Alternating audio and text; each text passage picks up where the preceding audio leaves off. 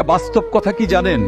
সিংহ ফেসে যায় কুত্তার জালে যদি নিজের আপনজনেরা সামিল থাকে শত্রুদের চালে। এই জন্যই কথায় আছে, মুখের উপর মুখোশ থাকে আর মিথ্যা ছবির আয়না। যতই তুমি মানুষ চেনো, বেঈমান চেনা যায় না।